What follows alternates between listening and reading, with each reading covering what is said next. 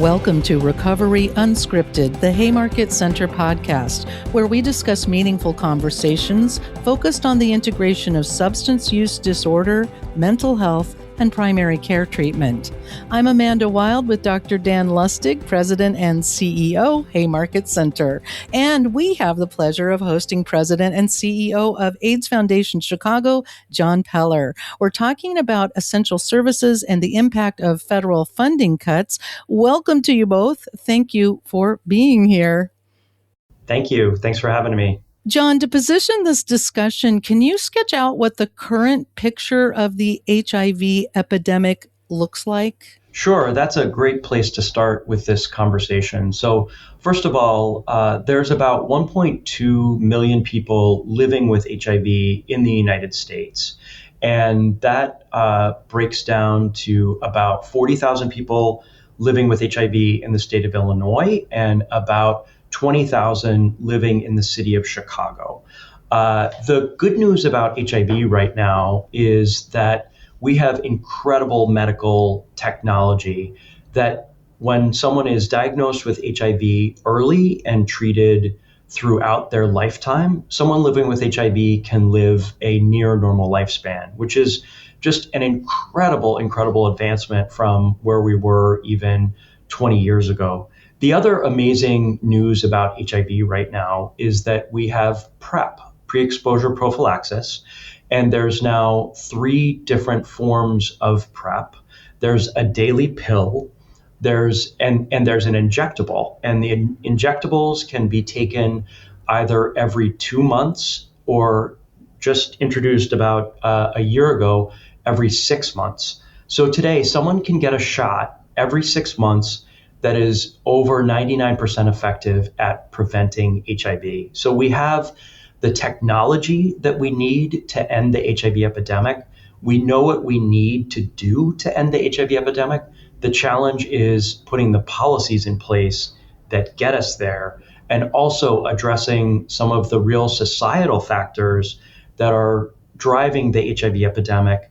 And one of probably the most important is the stigma of HIV. Yes, that is something Dr. Lustig is also quite familiar with, dealing with the stigma of substance use disorder. Dr. Lustig, are there similarities in the stigma faced by people with substance use disorders and people with HIV? Both conditions are highly stigmatized, both in how they're treated and both on how they are funded. And so many people don't understand that these are chronic relapsing conditions that are highly treatable. And that's what families and friends need to know when they're faced with both of these conditions, is that it is treatable. What is also very similar in both of those conditions is how we are funded. Many of these grants are funded not through direct funding streams, but through grants. And so it's a highly stigmatized funding situation that both conditions represent. So how are current and anticipated federal and state funding cuts expected to affect the HIV care continuum in Illinois? So that's where things get really challenging. For the good news, at least for federal funding, is that it's mostly level. And the president, in his budget that he proposed in 2025, proposed cutting completely all CDC HIV prevention funding.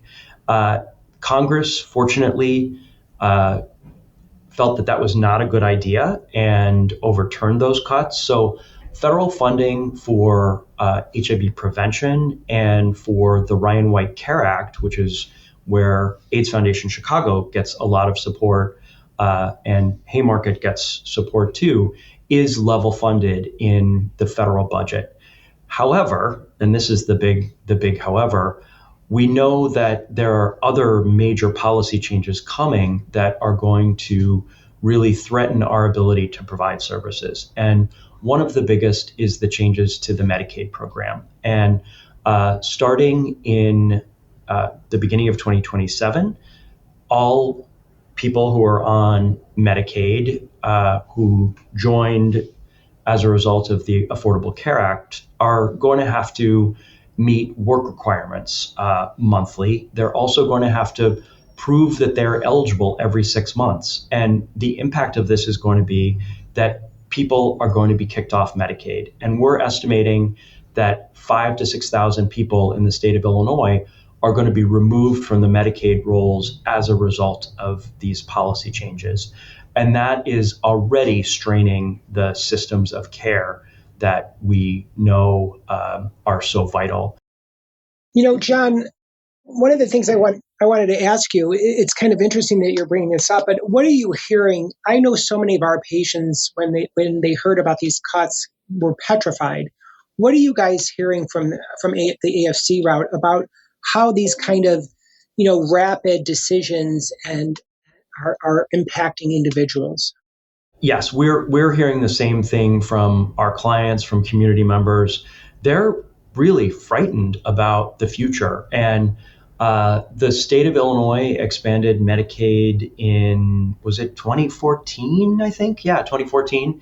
And remember, before we had Medicaid expansion, if you were poor, um, just low income and maybe, able to work, you couldn't get health insurance.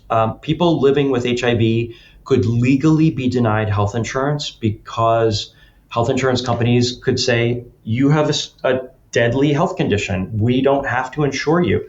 And so the amazing change the Affordable Care Act brought is that people could get insurance through Medicaid, they could get marketplace coverage, and it covers the whole person care.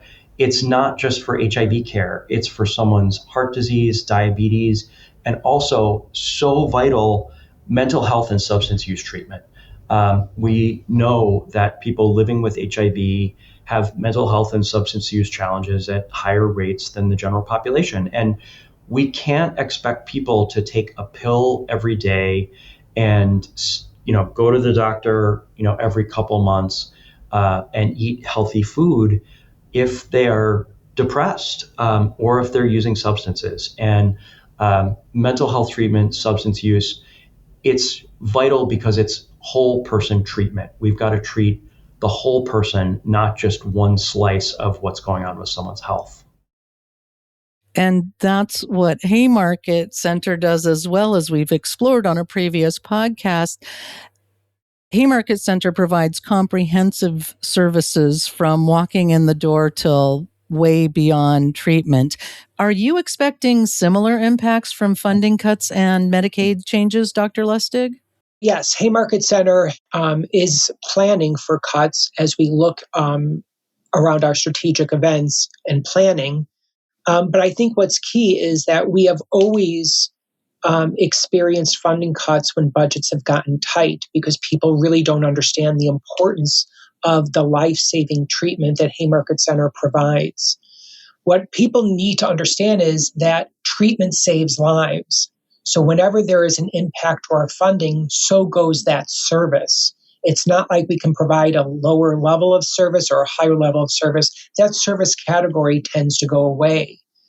But providing treatment really does mean that you're providing someone with life-saving treatment.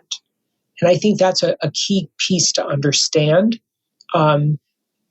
that treatment as a whole has to be ongoing, and treatment, the individual has to be addressed as a chronic relapsing condition, just like any other medical disorder.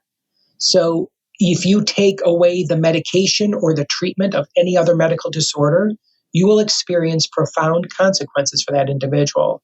And unfortunately, it is Haymarket Center's hope that the cuts can be reduced or eliminated by that simple understanding that treatment does save lives. From AIDS Foundation Chicago's perspective, where do behavioral health providers like Haymarket fit into maintaining the continuity of care when these supports shrink? Haymarket has played really a vital role for people living with HIV for decades. And we have partnered on a number of levels to provide services. One of the areas we work together is corrections. And so people who have substance use challenges, who are leaving prison and jail, can go to Haymarket for treatment, and we have a intensive case management network system for this population. And the case managers help people not only get connected to medication, to medical care. The substance use and mental health treatment is being provided, in-house by Haymarket, but also get linked up to housing, to food and nutrition, connected to benefits. And these are very intensive services. So there's a low client to case manager ratio, which is really critical. So folks can get really personalized care and services as they need them. The case managers really get to know people's needs. What's so important about this program is that it's has the ultimate impact of reducing recidivism. If we can help people address their mental health needs, substance use needs, and then also take care of their physical health, also get on HIV treatment so their viral load is undetectable, address if they have diabetes, heart disease, asthma, it helps people get to a place where they can be functioning members of society and aren't engaging in the behavior that resulted in them ending up in prison and jail in the first place. And many of these folks have complex needs. Are you seeing early indicators that individuals who have concurrent needs, maybe dealing with addiction and homelessness or justice involvement, do you see any early signs those individuals are falling out of care due to funding stability or instability? I think it's a little hard for us to see that impact yet. There's certainly been moments like when all SAMHSA funding was cut. We had threats 2 weeks ago. It's actually still an ongoing issue of $600 million in CDC funding to Illinois and three other Democrat-led states being cut off overnight. And a judge stepped in and said, put a temporary restraining order in place, which is good. We need that funding permanently stayed so that it can flow to the state of Illinois. What we are seeing, though, at AIDS Foundation Chicago is that the state of Illinois seems to be moving funding away from services to programs that get people medication. And for people living with HIV, absolutely 100% getting people medication is vital. And that is what is literally keeping people alive and making sure that we don't have new HIV cases in the community. So we understand how that priority has to be number one.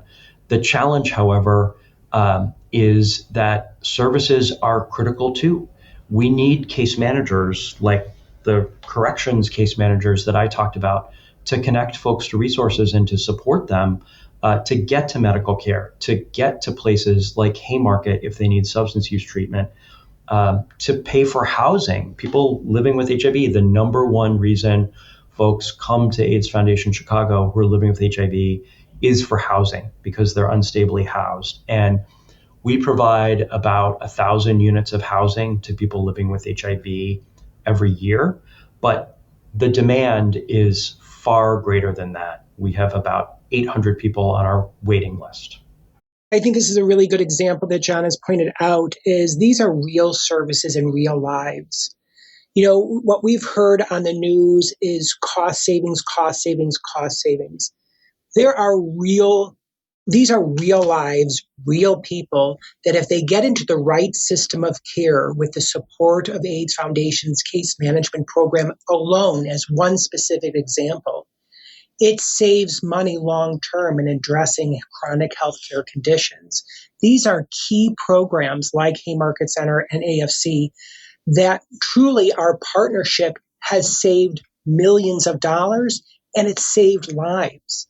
And that's where I think, families kind of get with all of this chaos going on about funding. This is the biggest challenge. It's not just the loss of funding, but it's when someone hears there's no more funding, do they ever hear that the funding's been restored? Families are scrambling right now. And when you look at AIDS Foundation of Chicago and the resources that they have to the community, that's what we want people to know, is that there are resources, there are services that are life-saving. So, how can organizations like yours present a unified message about the impact of cuts on the whole person and on real life outcomes? So I think the partnerships that are happening right now around advocacy are so important and are frankly thriving and working really well, which is some great news about what's come out of this really, really difficult time in our country.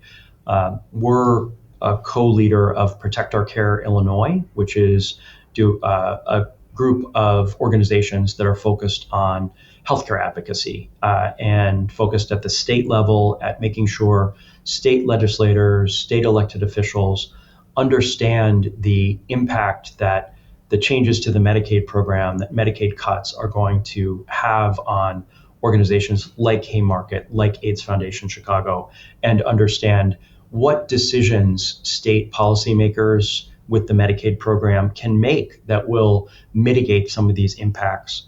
For example, for people living with HIV, the state can say these folks are medically frail. And if the state defines people living with HIV as being medically frail, they will be exempt from the work requirements and be able to stay on Medicaid. And so those kinds of decisions are so vital for continuing care uninterrupted for people living with HIV.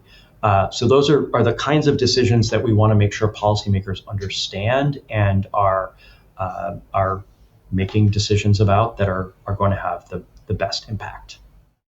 So that is one way you are investing to protect access for the highest risk populations. Where else should organizations like AIDS Foundation Chicago and Haymarket Center invest? I think it's really critical for us to be working together and continuing to partner because, particularly as we move forward with Medicaid cuts, with other funding impacts, we're not going to be able to provide the same levels of services that we have in the past. And so it's going to be really vital to be around the table together. And we do that through our Service Providers Council, where we convene HIV providers to communicate about what services are still available, what changes organizations might have made, what are changes coming to programs out there. Just the communication is really vital. That's also a really critical platform for advocacy. And we just released our state policy agenda, which includes a request to the state legislature for an additional $6 million for the AIDS drug assistance program. If we can make sure that people living with HIV have uninterrupted access to medications and there's more funding for the AIDS drug assistance program, then some of these cuts to services don't need to happen. We'll still be able to have the same number of case managers or, have more case managers in the system, be able to provide more people with housing to make sure that they're stable. John, if there was just one more thing that you want families to know, one thing from this podcast that you want families and individuals to know from AFC's perspective, what would that be? Number one, I would say get tested for HIV. It is critical that everyone be tested annually for HIV when you go to your primary care visit. And because everyone is potentially vulnerable to HIV and should know their status. It's also critical if you're living with HIV to get in care. And those care services are still there. They're very robust, and there are people who are ready to help. And folks can learn more at our website, aidschicago.org. Well, John Peller, thank you for explaining how you are flexing and focusing your efforts and reminding us that we are also stronger together. Thank you both for an important and insightful conversation and for the thoughtful work you do with vulnerable individuals and communities. Thank you, John. Thank you, Dr. Lustig. Thank you, Amanda.